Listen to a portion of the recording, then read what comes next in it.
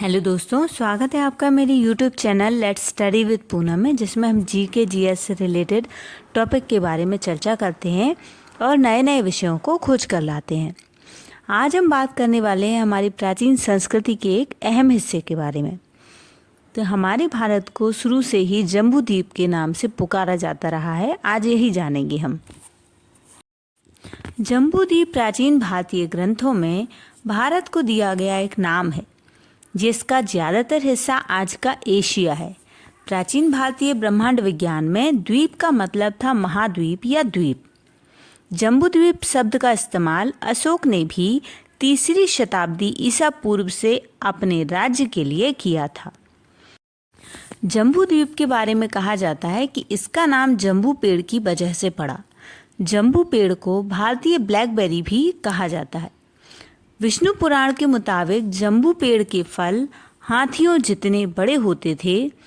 जब वे फल सड़कर पहाड़ों की चोटी पर गिर जाते थे तो उनसे एक नदी बन जाती थी। भारतीय परंपरा में 7 समुद्रों के बीच में 7 मुख्य द्वीपों की कल्पना की गई है, जिसमें से एक द्वीप जम्बूद्वीप था। पौराणिक ब्रह्मांड विज्ञान के अनुसार दुनिया को 7 सांकेतिक द्वीप यानी महाद्वीपों में विभाजित किया गया है, जो 7 घेरने वाले महासागरों से अलग हैं, जिसमें से प्रत्येक पिछले वाले से आकार में 2 गुना है। पुराणों के 7 महाद्वीपों को जम्बूद्वीप, प्लक्षद्वीप, सालमली द्वीप, कुश द्वीप, क्रौंच द्वीप, शक द्वीप और पुष्कर द्वीप के नाम से बताया गया है।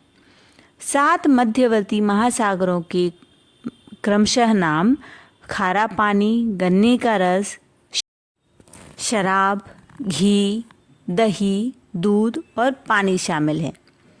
लोकालोक नामक पर्वत श्रृंखला, जिसका अर्थ है दुनिया नहीं दुनिया, इस अंतिम समुद्र में फैली हुई है, जो ज्ञात दुनिया को अंधेरे शून्य से अलग करती है।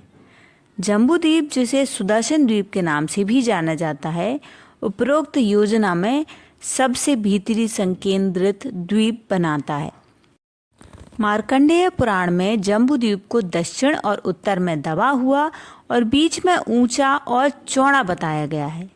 ऊंचा क्षेत्र इलाव्रत और मेरुवर्ष नामक वर्ष बनाता है। इलाव्रत के केंद्र में स्वर्ण पर्वत मेरु है, जो पर्वतों का राजा है। मेरु पर्वत के शिखर पर ब्रह्मा का विशाल शहर है, जिसे ब्रह्मपुरी नाम से जाना जाता है। ब्रह्मपुरी के चारों ओर 8 शहर हैं, एक इंद्र का और 7 अन्य देवताओं के। मार्कंडेय पुराण और ब्रह्मांड पुराण जम्बूद्वीप को 4 विशाल क्षेत्रों में विभाजित करते हैं, जो कमल की 4 पंखुड़ियों के आकार के हैं, जिसमें मेरु पर्वत बीच में एक पेरिकार्प की तरह स्थित है।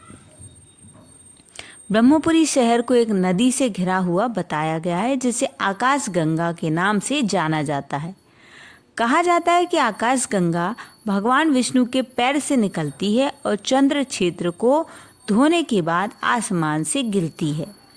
ब्रह्मपुरी को घेरने के बाद 4 शक्तिशाली धाराओं में विभाजित हो जाती है, जिनके बारे में कहा जाता है कि वे मेरु पर्वत के परिदृश्य से 4 विपरीत दिशाओं में बहती हैं और जम्बूद्वीप की विशाल भूमि को सींचती हैं। अब हम जानते हैं जम्बूद्वीप में आने वाले देशों के बारे में। तो जम्बूद्वीप के आसपास 6 द्वीप थे: प्लक्ष, सालमली, कुश, क्रौंच, शाक और पुष्कर।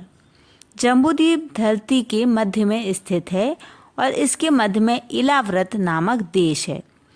आज के कजाकिस्तान, रूस, मंगोलिया और चीन के मध्य के स्थान को इलाव्रत कहते हैं। इस इलाव्रत के मध्य में स्थित सुमेरु पर्वत है।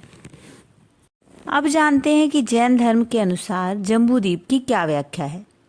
तो जैन ब्रह्मांड विज्ञान में जम्बूद्वीप को मध्य लोक का केंद्रीय महाद्वीप माना जाता है। इसका आकार एक गोलाकार डिस्क जैसा है।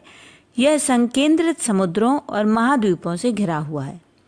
आकार और संरचना जम्बूद्वीप को एक गोलाकार द्वीप के रूप में दर्शाया गया है, जो 6 पर्वत श्रृंखलाओं द्वारा 7 क्षेत्रों में विभाजित है।